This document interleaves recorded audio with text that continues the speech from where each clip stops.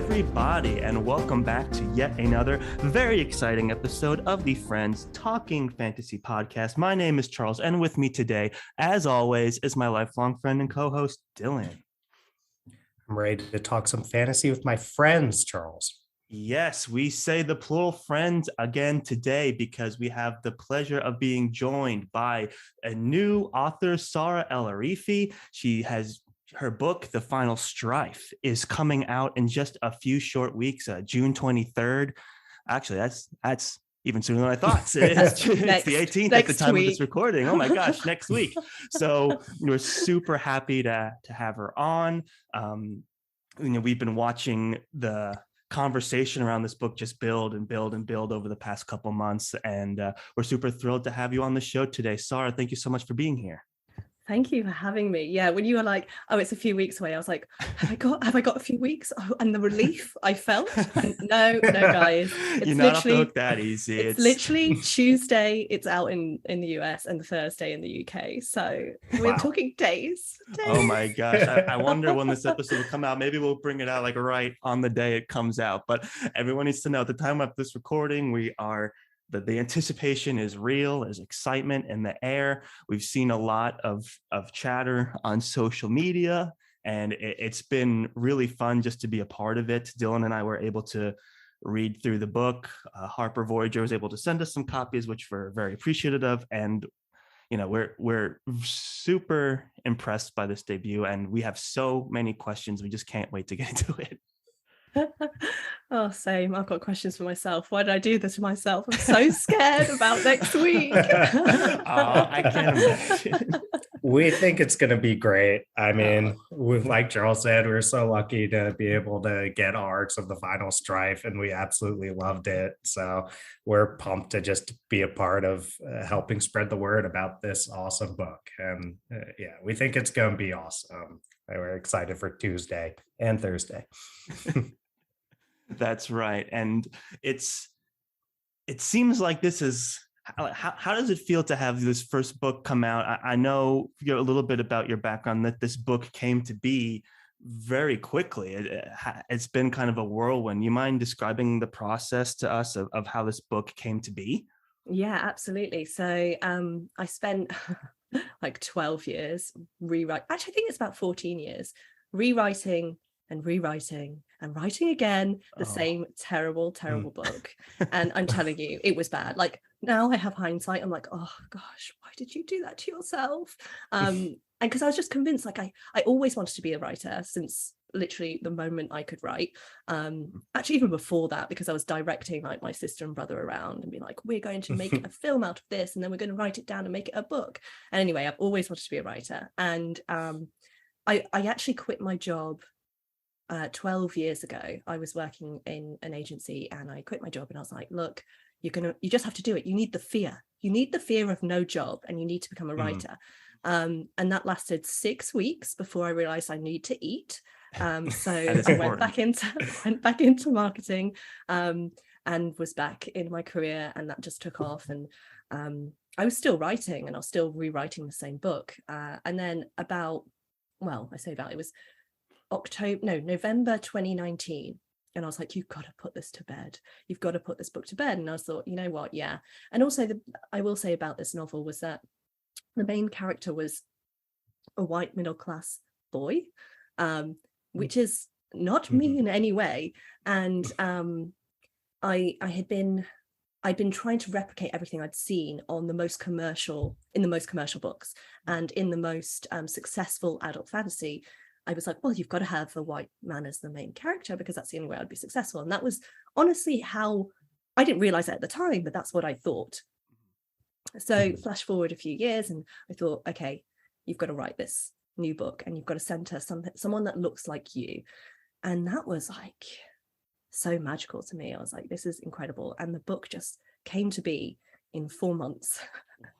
4 months. Yeah, 4 months, very hectic months. It's also a chunky book. It is 600 pages. It wasn't 600 pages back then. It was half of that. No, less than that. My first draft was quite short for an adult fantasy. But yeah, 4 months, and it literally, it felt right. It was also a huge discovery for me. I created a queer normative world. That was something that I was coming to terms with myself. I was discovering how to show kind of past kind of heritage trauma through representing themes of colonization through the novel. I was finding my identity in writing this novel, and in some ways it was a quick and very late process, but it was amazing to kind of get to, so 4 months, wrote the book. Having tried to get an agent for 14 years by this point, I didn't really think that I would. I was like, do you know what? For jokes, let's just send it to the biggest agent in Europe, just for jokes. Yeah, right. She gets around 750 submissions a week. So, Wow. it was, I was like, this is just a joke. This was like just to make myself do something with this book. And she came back to me in an hour and said, I want the full manuscript. And then the next day offered me representation. And then we edited over that weekend. The book grew by another 10,000 words over that weekend. I did pull a sickie. I'm really sorry, my ex-boss. Yes, that day I was writing. Then literally 10 days later, we had sold it in a preempt, which is when someone comes along and says, here's some money, take it off the table, you have a certain time frame. And that was Del Rey in the US. And then 3 days later we sold in auction in the UK. So it went from like 14 years to everything happening in 10 days, which was wild. Gosh, congratulations. Thank you. Yeah, seriously. And I mean, such an interesting story, because you do hear about these sort of quote unquote overnight successes.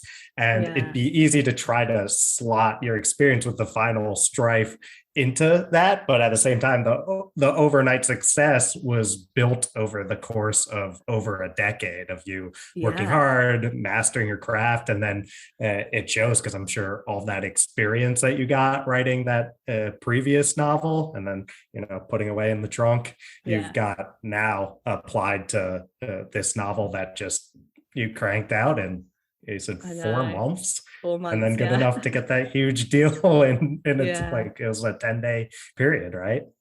So lucky. And I'm so aware as well of how lucky I am, because it's so rare to have this story. But yes, I always stress, I'm like, but it was 14 years I was trying, but at the same time, there is a lot of luck involved. Like if Juliet, my agent, hadn't opened my email, and if something in the subject line hadn't caught her, there's so many stages where you could literally just fall off the face of the earth. Like there's, if my editor wasn't specifically looking for that type of novel, she would no way have bid it on. There's so many aspects. Everything had to align, and for me in that moment it did, which was amazing. And it was actually 2 years ago tomorrow, because it was Juneteenth, that I sold my book. So that's wow. 2 years ago. There you go. That's exciting. And I can see why it would be super attractive to a publisher. It's like you said, like once you started writing about yourself, it just flew off the page. And that to me is one of the most gripping parts about this book, is the identity of our main character and Shyla, and then also the themes you've woven in, like you've said, about heritage and trauma and things like that. I was wondering if, since this book is so close to you and your experience and your identity, if you give us more about your background, like why fantasy? I know you were directing your siblings at a young age, but how did that turn into writing a fantasy novel? So I think fantasy is the home of the homeless, in the sense that those who feel lost and those who seek kind of comfort and belonging, we're drawn to fantasy, and we are the edges of so many, that's not always the case. I'm sure the popular mean girls sometimes enjoy fantasy. I was not one of those. I was absolutely the one on the fringes of every scenario. I struggled a lot. So I was raised in the Middle East, in Abu Dhabi. I'm not from there, but my father had a job out there, and we lived there for 10 years. Then we moved to a village outside of Sheffield, which is a northern city in the UK. And the village was very small, but also very big. The school had 2,000 people in, 2,000 children. And there were two Black people in the entire school. So and one of them was my brother. So it was very, very white. And I didn't understand the concept of racism when I moved to the UK, really. I knew that I did go to a British school in the UAE, and I was aware that I was a bit different because there was a lot of expats, a lot of white expats in UAE where we were within that community. And I was aware that I was different, but because expat communities, third culture kind of worlds are very different, moving to Sheffield was something that I was just not prepared for.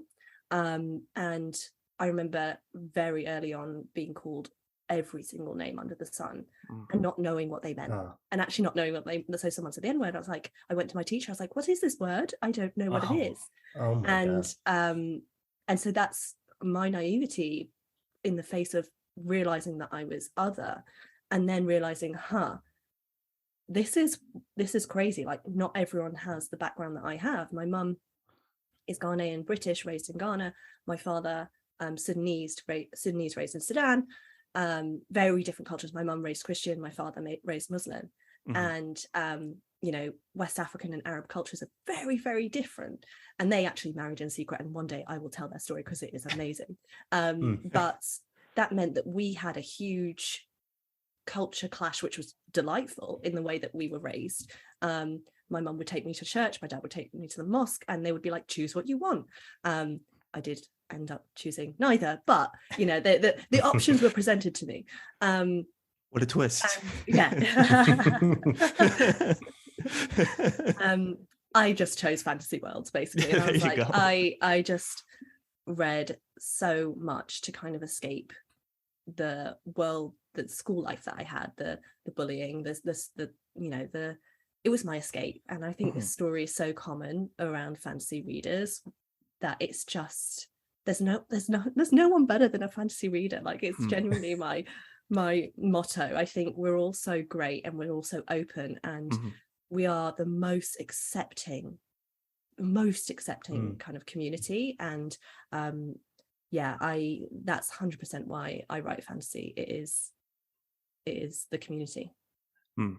That's a fantastic story, and we can relate to that. I'm sure we always say that the best things about doing this show have been that we were able to meet and talk to other people in the community that we just didn't have in high school or amongst our mutual friends. It was Dylan and I. So being able to be plugged into that community has been by far the best part of doing anything in this space. And that story that you just shared is so interesting. And one of the things I'd love to know is, you've talked about this comfort and this escape. Who were some of your influences, maybe when you were younger or today, when that got you into fantasy and into writing? Yeah, so Tamara Pierce was a huge one. Absolute triumph of books that she writes, and Ursula Le Guin. My battered Earthsea quartet is just somewhere around here, actually. Even YA classics like Trudy Canavan. I'm just looking around. There's so many, and then Tolkien, the classics as well. And also I was reading a lot of adult fantasy. Peter V. Brett, Patrick Rothfuss, the classics. I say the classics, the modern classics. Right. It's been long enough, I think. That's true. Right. Yeah. Robert Jordan. I want to take a shot at Patrick Rothfuss, but it's been a while. It has been a while, yeah. And so they were big inspirations, but because I was buying what was I was reading what was in my school library and what was in my local library. And those are always the most commercial of books. So I didn't hear about any Black fantasy authors because they weren't brought in. They didn't have the platform. They obviously exist. There are so many fantastic ones. Rebecca Roanhorse, N.K. Jemisin, etc., etc. And also a lot smaller ones who are still magnificent. They're just never given the platform. And so that's what I'm trying to rectify in my reading now. Is like, okay, how do I find and amplify those other voices? That's great. And I think, one of the ways that you've done that is just within this book. One of the main selling points, I was talking to Dylan, because Dylan is the only person I've known that's read it. I was like, wow, the way she really explores some of these, like, and has a conversation around some of these really complex themes of racism, both like structural and like cultural, and how you navigate that, and also just how you navigate this, like, two people with very different experiences trying to come Yeah. together and work together. And one of the things for me that, like, I would love to hear more about is how do you even start to have that conversation in a fantasy world when you're like, okay, here's a book, we're going to have racism, we're going to have culture clashes, we're going to have different heritages. How do you approach that in a way that, to you, like, were there anything you went into knowing that you wanted to do, that you wanted to do differently? Like, how did you tackle such a complex hill in fantasy? Yeah. Oh, that's really interesting. And honestly, like, I think there's like this romantic view of how I went about writing. And yes, actually, I would say I'm not someone who can plan. I do not plot. I am like chaos when I write. Like, people watch me write and I'll be like, I have no idea what's going to happen next. Oh my God. Oh my God. Oh my God. That's It's amazing. exciting. And I have no idea, which is really fun, but also very frustrating because I just can't plot. So I don't know what's going to happen next until I write it. But with this book, I did approach it going, okay, what do I want to see? What do I not see enough of? Mhm. And that was absolutely okay. My heritage, every single thing that, and that's where it becomes a little bit self-indulgent, but it had to start off that way, was that I was like, I want to see someone who eats plantain one day and mulligan the next day. I want to see someone who looks like me, who has mental illness, has drug addiction problems. I want to see things that I have experienced but are not ever represented through eyes like mine. And so that was a definite, like, okay, let's think about that and then let's just write it. From a more technical perspective, I guess, I was thinking about tropes a lot. Tropes are really important to me, and ones that I loved and ones that I wanted to subvert. And because I was looking at my bookshelves and going, I just want something a little different, I thought, okay, let's subvert some of these. Let's play around. Let's have a conversation with the fantasy genre. And that's when I was like, okay, she's the chosen one, but she's way too high to actually carry out her chosen one duties. And that's when I started kind of having that conversation, not just with, myself, but like the fantasy genre, which was really fun, actually. Wow. Yeah, I mean, sounds like it, and it's so interesting. You brought up Rebecca Roanhorse and N.K. Jemisin, and definitely two books where the authors explore these themes of oppression in very deep ways, but also you totally approached it with a unique perspective. So I'd recommend the Final Strife to fans of those two series, but at the same time, totally different. And this use of blood as a way, like color of blood as a way to sort of separate this caste system, extremely interesting. And the imagery of it, I mean, sometimes Gross.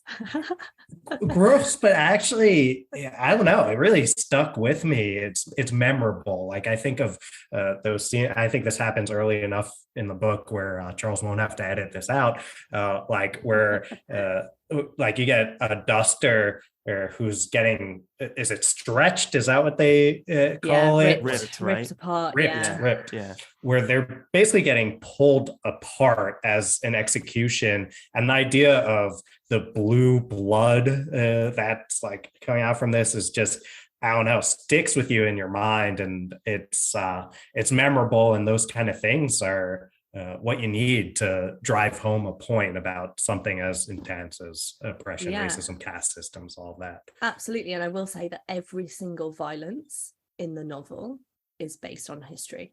Every single thing that I've depicted on the page has got its roots in history. For example, the ghostings are the race with clear blood, and they have their hands and tongues cut off at 2 months old, which is horrible. And I've had a few people be like, that's quite brutal. And I was like, yeah, well, King Leopold II did that in the Belgian Congo to estimated around 8 million Black people. Wow. So that's just, no one knows about that. And it happened during the scramble for Africa. And it's just so, it's been really an education piece for me, kind of going. So I wrote the novel, and then there were elements that I was like, I learned about King Leopold, and it's slightly different in the way that he did it. It was, hands basically became a currency, but the wardens in the novel ask for all the hands of the ghostings to be smoked and sent for counting, and that's what King Leopold II did, which is wild. And this is not a historical novel, by the way. This absolutely not. But I think it is definitely, again, having this conversation about the past. It's a kind of truth that I was seeking in almost retribution of what has been taught to me, because there's so much that I was not told about in schools. So it was absolutely, when I was making this like visceral, violent world, it has its roots in history. Wow, And that's incredible. Yeah, I mean, I'd never heard of that either. And, it reminds me of something that you brought up earlier, this idea of fantasy serving as escapism for a lot of people. And then I'm curious how you try to walk that line while also bringing attention and illuminating some of these atrocities that have happened in actual history. I mean, I think of like Rebecca Kwong, the way that she does that in her Poppy War series. And it sounds like, you're doing the same thing. You're providing this fantasy world, but you're also saying, hey, you might not have heard about this depending on where you're educated. I know Charles and I, we went to high school together. That didn't come up. And it's, how do you find that balance? It is first and foremost a fantasy novel. It is absolutely a form of escapism by showing different perspectives, and also a form of truth, like I said, but it is most of all my truth. It's kind of my story, and that's none of the characters are me. Obviously it's not actually my story. I don't have blue blood, but there is just so much of my discovery of history and my own cultures that exists on the page. And I think I didn't go seeking. I did have a lot of research on history that I implemented within the novel, but more so I had research on the world itself. I have written basically another book on how the world works. So that's where I kind of balance what is that line between representing and having a conversation with, and also actually just having a commercial fantasy. It is still escapism to me. It's just making you think in different ways, so that absolutely. And Rebecca Kwong's she's a huge inspiration. She's a friend of mine. She's great. The way she just manages to have these conversations so successfully and whilst being super commercial is an absolute dream to be able to do that. But yeah, if I weighed up the research on history versus the research on the world, if I wanted it to be kind of less of escapism, I'd up the weight on the history side. But I absolutely still wanted this to be, there's rideable lizards, come on, it's going to be fun at the same time. Sure. And there was also a lot of lightness in Sila. Yes, she comes to the page as a drug addict, which was something that I spent such a long time developing to ensure that it was represented. It's a made-up drug, but and I still have reams and reams of papers on how that drug literally works, because I wanted to represent it. But at the same time, she is a hot mess, and she's hilarious in being a hot mess. And so there is lightness that I really try to find, because the novel is about hope, as much as it is about pain and racism. Right. And it has it has some great action sequences, political intrigue, romance. And to watch Shyla experience all of those things is really what drives for me the immersion, the entertainment, all of that. Shyla is she's a funny character at times, even though she's not telling jokes. She's just so she's so she comes from this, she comes from the bottom, right? She's got all these experiences, like this school of hard knocks kind of attitude, and then she gets thrown into a totally different world. It's like a fish out of water thing, and to see her react to some of these things it's funny at times and it's endearing at times. And then when you add the complications of drug addiction, and then having the conversation around racism and classism and stuff like that, it creates like a really, really fascinating conversation, and it's engrossing. I told Dylan, I'm like, he's like, did you know this was 600 pages? Because we read it on Kindle. I was like, 600? Really? It felt like it was not that long at all. Like it read so fast. And I think that's a huge reason why. Oh, good. I'm glad.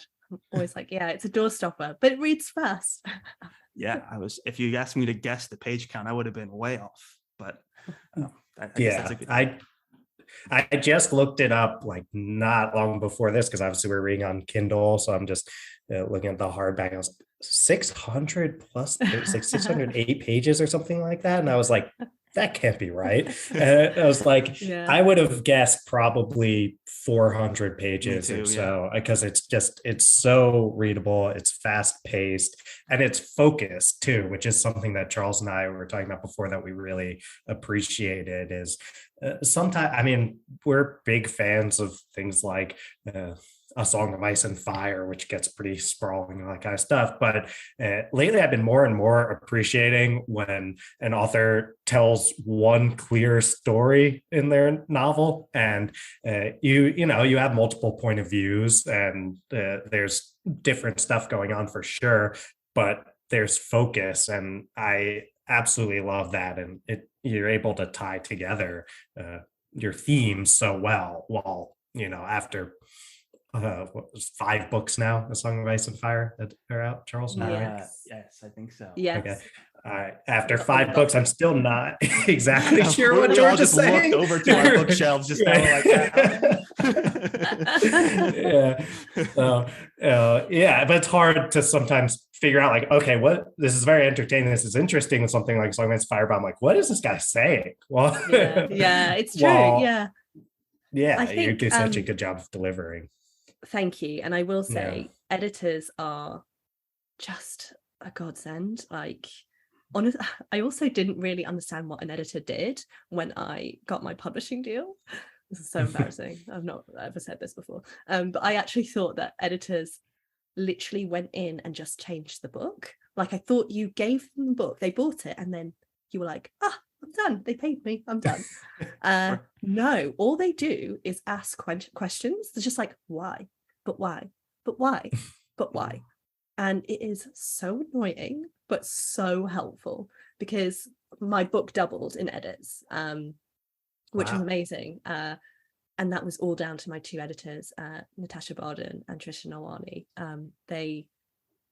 They kept me focused. And it just made me think, like, how they see the potential in a book when an editor buys is just amazing, because they had to see what my end product, and it was like, it is so much better than it used to be. That's great.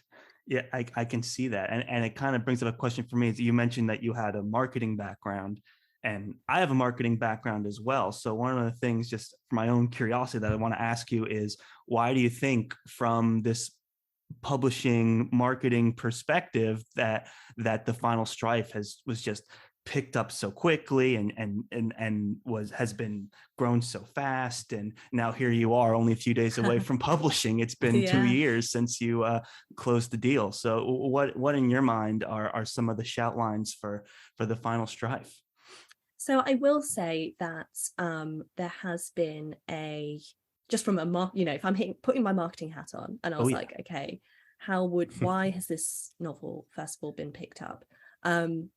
I think that there is a lot of uniqueness in it, in that it does subvert tropes. But I will also say there's nothing unique in this world anymore. I guarantee that somewhere that if you put like 3 or 4 books together, you probably get the Final Strife. There's nothing unique in this world anymore, which is also fine, because only I could have written this story, but you know, there's always going to be similarities to others, and I think it was so. Obviously, Black Lives Matter happened. Protests happened 2 years ago, and that had. Funnily enough, the stats haven't actually changed in publishing, but the people talked a lot about the stats, and how many Black women, and if you want to look at even smaller pool, Black British women who had been published by one of the 5 major publishers.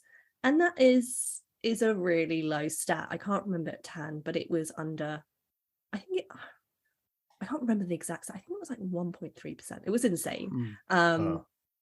It was really insane. I might have got that wrong, but I think it was something like that. And I remember checking up the stat 2 years later, and as in recently, and it had stabilized. It hadn't actually changed. So Black Lives Matter, unfortunately, didn't change much within publishing. But what it did do is give us a voice for a little while, and it potentially, you know, I don't know whether I would have got my deal. You know, it absolutely isn't the reason I got my deal, but I was able to, for example, a few people opened their DMs and said, you know, if you're a Black aspiring writer, send me your manuscript and I'll give you some advice. And I took a few people up on that during that time. So I got some feedback that really helped me. There were opportunities that I had never been able to have that I was then able to have in a very short space of time. It was a bit of a fad. It was a bit of a phase. But I also believe that my editors would have been a huge champion for me, whether Black Lives Matter was happening at that time or not. We're talking like 11 days after George Floyd's death. So it was very soon after that I got my book deal. And I know that they would have been champion for that. But what they do have in my novel is they have made my novel commercial by buying it, by making it a big publishing, a big 5 book, which is so rare for Black women like me. So I think they selected it because they could see, there are themes here that people are going to enjoy. It also has a lot to say about the current climate, and I you know, I think we could make this big, and that is my marketing perspective of it. They're obviously, you know, a lot of the industry isn't really to do with talent. I do love my book, but it is fundamentally, it's about who picks it up. And if they are specifically looking for a type of book and they happen to have a slot on their roster for 2 years' time, which was an adult fantasy debut, they knew they had a slot on their roster and they were particularly looking for something that was not European fantasy. Well, hello, I stepped in, and I am so grateful for that, because publishers do need to diversify their list. You know, we're talking about European fantasy dominating fantasy for the last, you know, 100 years. Yeah. And I mean, it sounds like some of the opportunities you were afforded are probably things that people with majority identities are getting pretty much all the time. So, yeah right. It's so you got your window where exactly. maybe the playing field was a little closer to even than it normally is, but it's those numbers are startling. Yeah, for sure, it was really, I think another stat that hasn't changed was that there are more children's books with talking animals than with Black people, which I thought was wild. It's a wild stat. And I actually, at the time, I was talking to N.K. Jemisin, who I don't know as a friend. I wish I did, but she was someone else who opened her DMs, and I said, I'm an aspiring Black author. You know, I'm really worried about being the token Black author. And she was like, look, publishing will not spend money on anything they can't sell. And she was like, that's not a thing. Like, you're never going to be a token, because they are too published, like they're too profit driven. It's not about making anyone a token. Like if they can't sell it, they will not buy it. So that was, I was like, oh, she's harsh but true. One of the That greats. does seem that I does know. seem like N.K. Jemisin's voice, harsh but true. I mean, we've never got the chance to interact with her, but absolutely love her books, and you know, I'd be far from the first person to praise the series that won 3 straight Hugos, but it's and definitely though a great person to be interacting with, and I think someone who like I mentioned earlier, your book reminds me of her work, so it's cool to hear that you two got the chance to interact. Oh yeah, it was just the one time. We've never spoken again, but still I treasure it. It's like one of my best moments of my life. Oh, I know, that's so awesome that she was able to be there for you and give you some of that advice that apparently seemed to have really helped you feel more confident in the success that you're experiencing, which I think is important. You know, it's like you have your moment and you should be able to enjoy it as much as you can. And that is awesome to hear. And I appreciate you sharing that marketing perspective. I'm along the same lines. I'm like this, you know, for me, I feel like there's just an increasing need for like non-middle ages fantasy like you were describing. And I remember cracking open this book, and the very first scene, no spoilers guys, it's literally the first scene, you have a performance. It's a griot who has a drum, and he's like spoken words with the rhythm of the drums. And I was like, oh, this is something new. This is something interesting for me. I'm in, let's go.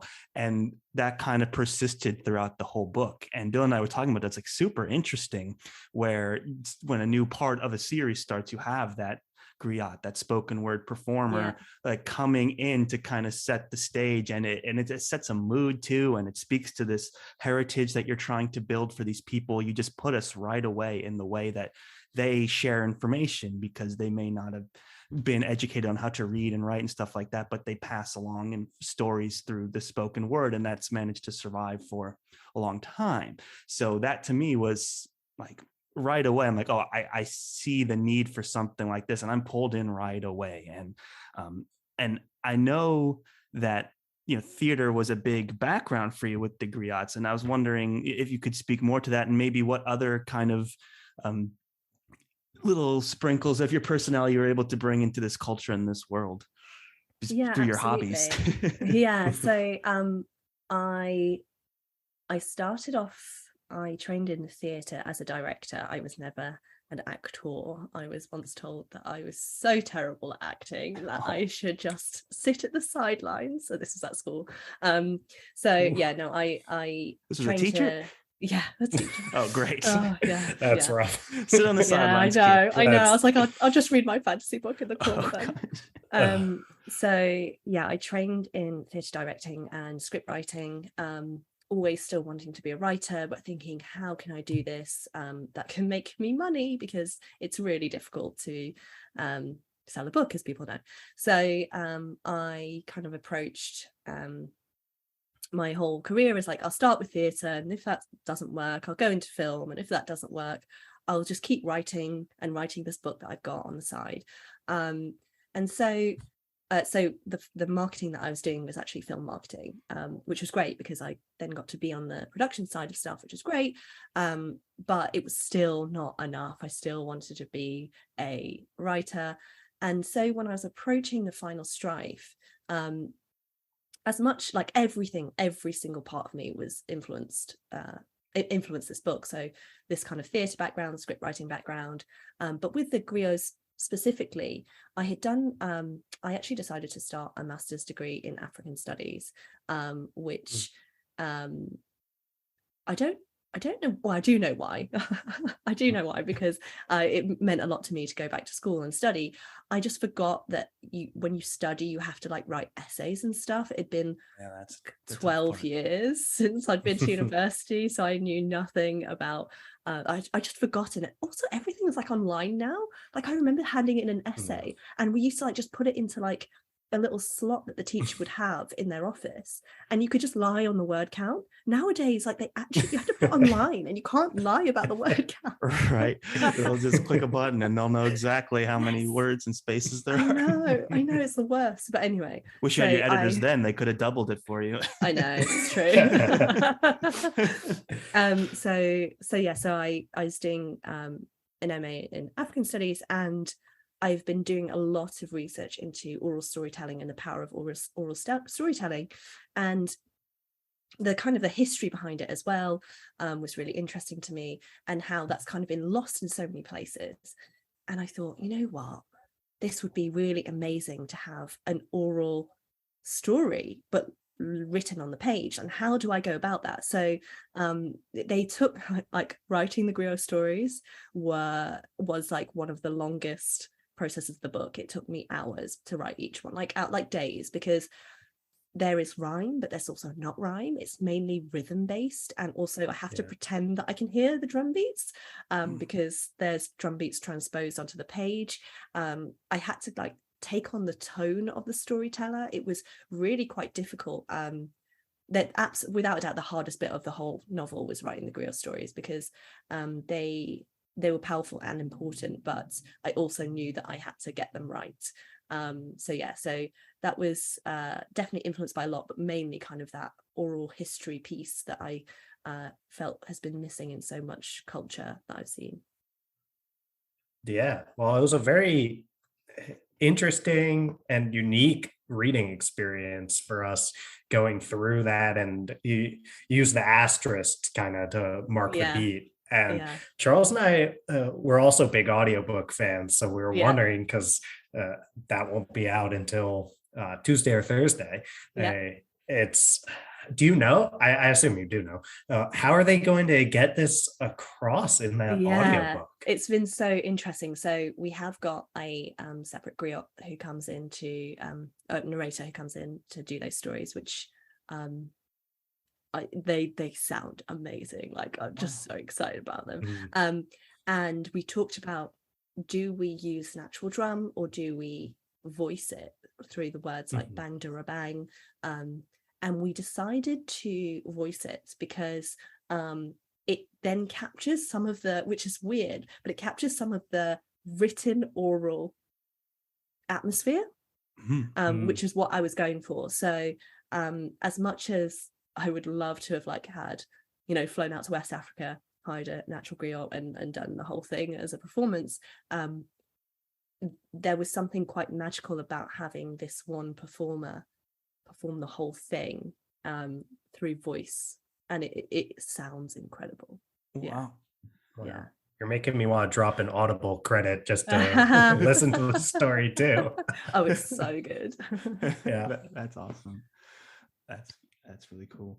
And that's, it's the storytelling is just so honest, and I love the griot scenes, but Shyla for me is someone that I want to just kind of go back to and revisit for a moment. You knew you wanted to have a character that was struggling with a drug addiction, but I was wondering if you could speak more behind, like, what was the inspiration for Shyla and how you kind of crafted her to be this focal point of the whole story. But what was your inspiration for creating her? She's such a unique character. Oh, it's so interesting because there are some characters that come to me fully formed and some that I have to really, really work at. And with Shyla, she absolutely just, like, exploded into my brain, and she was like, here I am an utter mess. And I think I was fighting against a lot of kind of the beauty norms of kind of the magical Negro trope. There's so many ways in which Black women are represented that, they're either, the angry black woman who just comes in and is just angry, has no softness, the magical Negro. There's so many things that were kind of fighting in my mind that Shyla just burst through them all, and she was like, I'm here and I'm a mess. And I was like, okay, this is wild, this is interesting. And I'd say the hardest thing about Shyla, although it was amazing that she came fully formed, the hardest thing about her was the drug addiction, because that was really important to me to highlight it as a mental illness. Even though, and it's wild because people are like, yeah, but it's a fantasy world, it's a made up drug. I'm like, yeah, I know, but every single scene, and I'm not even just talking chapter, every single scene that Sila's in, I have a spreadsheet where I've had tracked exactly what symptom that she's feeling against the drug addiction, because it was so important to me to make that as authentic as I can. Because the first draft, absolutely, it was like, oh, she took some drugs, she's a mess, and it wasn't done to the best of my ability, and that's a first draft, it's okay. But working hard at it, I just really wanted to make sure that she was coming across how she needed to.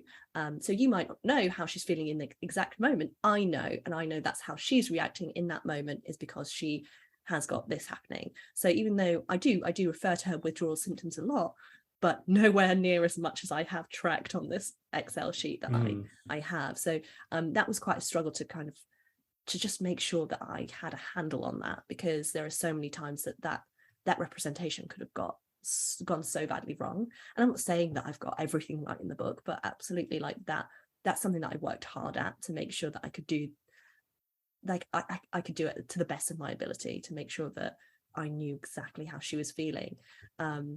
So you were tracking like the stages of withdrawal that she was in, and what kind of withdrawal symptoms she'd be facing, and what's happening with her body chemically and stuff like that. That's so fascinating.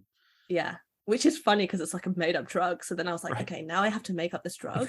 I was like, if anyone just looks at my computer, because I was in the library at the time, I was like, literally had just like opiates, I was like heroin, like everything open. I was like, okay, let's take this from here, this from here. Oh my gosh.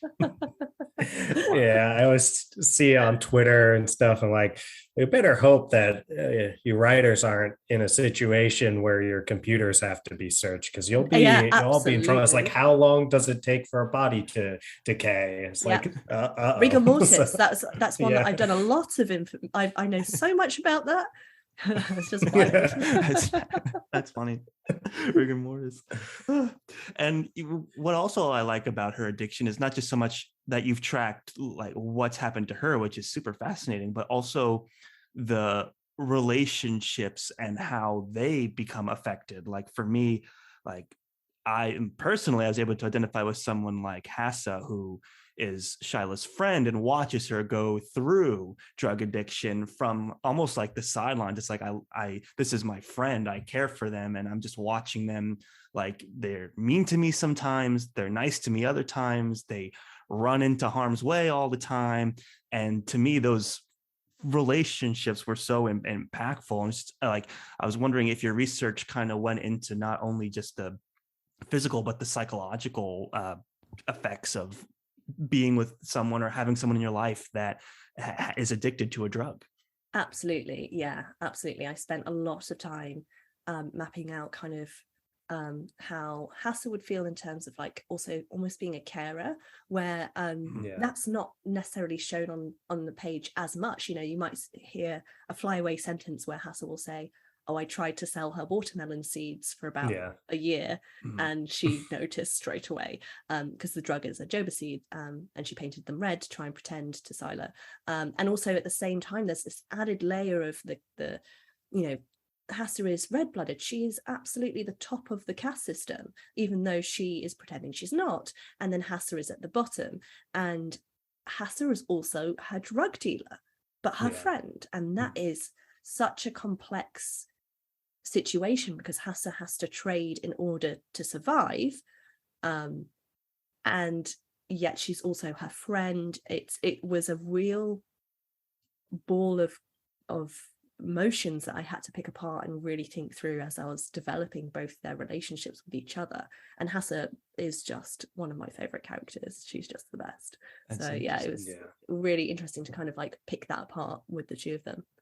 That's interesting. I know Dylan over here is studying in clinical psychology. I was wondering, Dylan, we haven't gotten to really talk about the book yet. If you could kind of weigh in on Shyla's character and what your thoughts are from your semi-professional experience. Well, I'll clarify. I'm a student getting my PhD in counseling psychology, so I don't get Amazing. like hit by say issues here. So yeah, no, I thought it was incredible. I really liked the way that you portrayed, I guess, substance use disorder. I think that uh, even just the way in which you have her carrying around that single seed, and Yeah. it's kind of like even she's not sure, like, is this a display of my own personal control over this and how I've succeeded in Yeah. overcoming my addiction, or is this me providing myself with the opportunity to just take it at any time? And Yeah. those kind of that ambivalence and those conflicting thoughts when trying to get through it is like a really incredible depiction, and I've never seen anything like that depicted in all the fantasy that I've read. It's usually like they're either completely off of it and they don't want to be on it, or they're back on it, but you have her straddling more of a realistic middle ground, I feel like, in her addiction. Yeah, I think I'm glad. Thank you for your professional opinion. That makes me really happy. Yeah, I did work hard on trying to. I think the seed in the pocket thing was really powerful for me. That was something like it was her choosing, but also it's her tempting herself. That's the mental battleground that she's having each day, and that's something that I tracked every single second of every scene. I was like, okay, where is she on that battleground? Is she in her mind, is she picking up the seed or is she putting it down? And even when she's fondling it, I'm tracking, is she fondling it because she's going to eat it, or because she doesn't want to? So every moment I'm aware of what she's doing with that seed in her pocket. Right. Wow. And it sounds like you really had such a great understanding of her as a character, that I was actually, getting her own side effects tracked. Like, I'm imagining that even times where you aren't mentioning it, you might have like, okay, she's dealing with irritability right now, Yeah. or something like that. So it's just going to show up in the way that she behaves. And maybe Yeah. a keen reader can be like, she seems a little bit grumpier today, but Yeah. it's not necessarily something that she, when you're in her perspective, would realize. Because sometimes when you're dealing with irritability as a side effect, you don't know it yourself. Someone around you might be quicker to pick up on it than you are. Yeah, absolutely. Yeah, and it's also like sometimes she'll say something absolutely devastating to someone. It's like, is she saying that because she's going through a physical symptom, or is she saying it because she's really trying to be mean? And it happens for both reasons throughout the book. And I think the difference on the scene is very apparent to the reader, and it makes it that much more powerful. It's like, oh, she's just saying this because she's affected by withdrawal symptoms. Oh, she's really upset now. So it's like those two, that fine balance, I think, is something that takes a really deft hand to make sure to navigate. And I thought you did it exceptionally well, because it's true, when you have someone in your life that you love that's addicted to drugs, it can happen both ways. It's they can just say something mean because their body's just on fire, or they'll say something mean because they're trying to get a drug, or they'll say something mean just because you did something that upset them, and then would you do that? That was a bad thing to do. So the fact that all of that's in there is really rich, and I really appreciated that.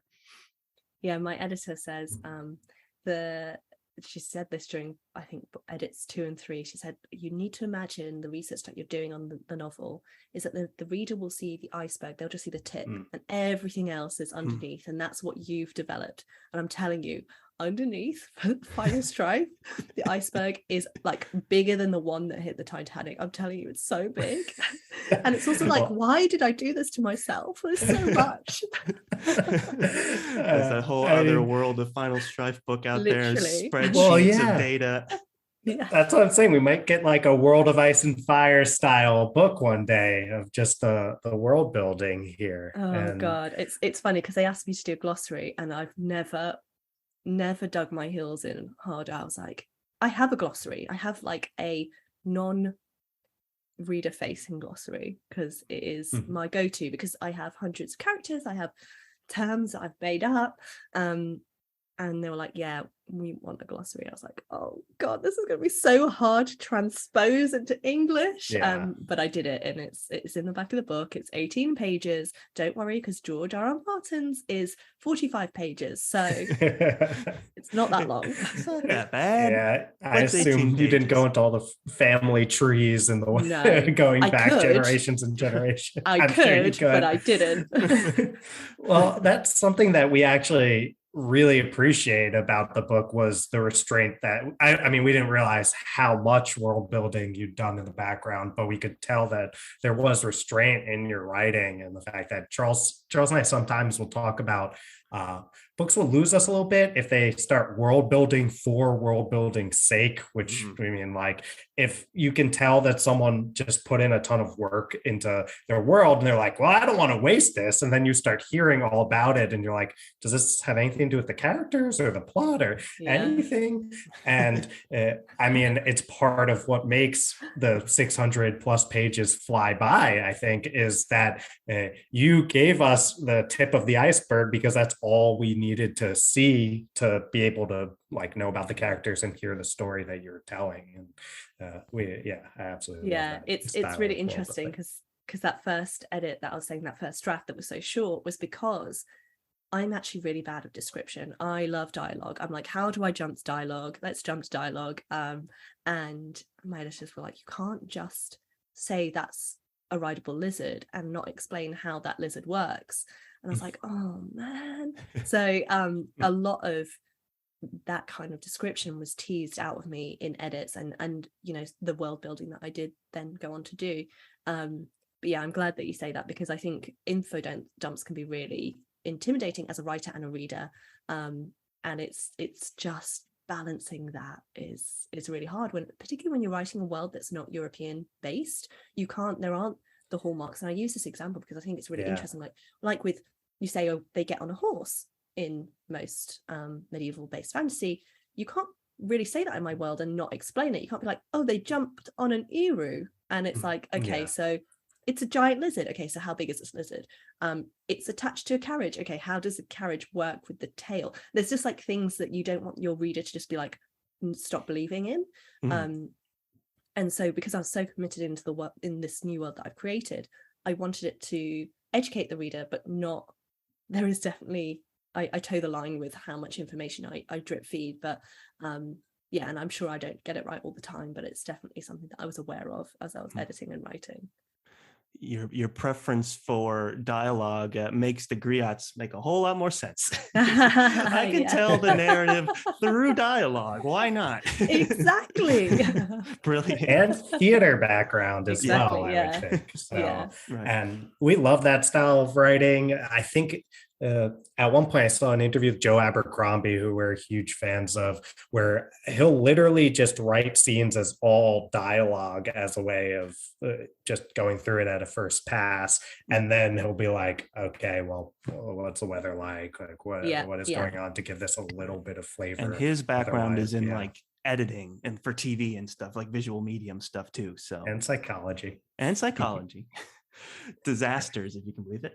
But wow, so we're failure was what his failure, human was failure. Yeah, I was like, human wow, failure. Okay. I believe that. The guy that wrote those books wrote about human failure. So we're coming up on our time here. I just wanted to make sure we said again, the Final Strife, June 23rd. That is days away, not weeks, guys. Days. It may even be out by the time this episode. Or 21st in the US. Or 21st in the US. Okay, which is where we are, and that's literally, it's the 18th now. That's soon. So it's your first big debut as an author. We're super excited for you. We've seen all the hype. We see all the makings of a really exciting, successful launch. We're so thrilled you're able to take the time to speak to us. But something that we wanted to know, I mean, this is a big day. Do you have any plans to celebrate your big launch? Oh yeah. It involves alcohol. It involves my closest friends. We have got a launch kind of party planned on the Thursday in the UK, which will be really amazing. And just it's almost like a wedding for my book. It's so Right. strange because it's like all the people in my life that you would only ever see at a wedding or a funeral. So I'm like, oh, that's Right. my wedding for my book. That's exciting. And yeah, which I can't wait for. And then I'm doing some book tour kind of signings and stuff, which will be fun. So yeah. That's Yeah, great. well, enjoy it. You deserve Thank it. you. You and your book get to live happily ever after once it's well, okay. Well, speaking of happily ever after, Yes. before we close this out, I wanted to ask, so we won't say anything in specifics about the ending of your book, but it does feel like while a complete story is told, there's some room for future stories to be told about these characters. Is there a sequel or anything like that in the works that we can start looking forward to already? So it's a trilogy. The second book it just went off yesterday for second round of edits, and I will say I'm not someone with a lot of confidence, but I will say that it is bigger and better than the Final Strife, and I have my editor's word that it is. So and it felt like amazing writing it, so I know when it feels good that it is a good book. I really don't say that about anything, but this feels good, so I'm really excited. I can't tell you the title yet, soon, but it will be out next year, so yeah, can't wait. Next That year, is really that's exciting. good timing. Yeah. Oh yeah. But in the way before that, you have an awesome celebration coming up on Thursday. Yes, exactly. So we're very excited. Definitely enjoy yourself then. Thank you. Yeah. Thank you so much for having me. This has been so much fun. Of course, the pleasure's all ours. And guys, check out the Final Strife, hardback, ebook, audio, whatever your preference. I mean, you gotta kind of see both, right? You gotta listen to the Griot performance, then you gotta see how it's written. So multiple copies wouldn't hurt. Whisper Sync. That's the Kindle Sync plus the audio. Yeah. I mean, the cover is gorgeous too. So you need that for the bookshelf. So 3 copies at least. Yeah. And then Please. it would make a great gift for your friends, that kind of thing. But and then when it comes out in paperback, just get your 4th. So exactly. Yeah, you gotta reread next year for when the second book comes out. You gotta make sure you're caught up. So take the paperback to the beach or something.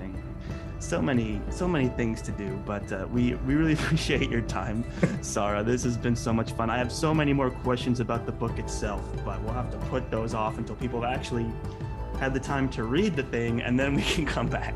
But until then, congratulations on the launch. We're super excited, and it's just a huge success, great debut. Can't wait for the public to have it. Thanks so much. All right, guys, thank you so much for listening. And as always, go forth and conquer, friends.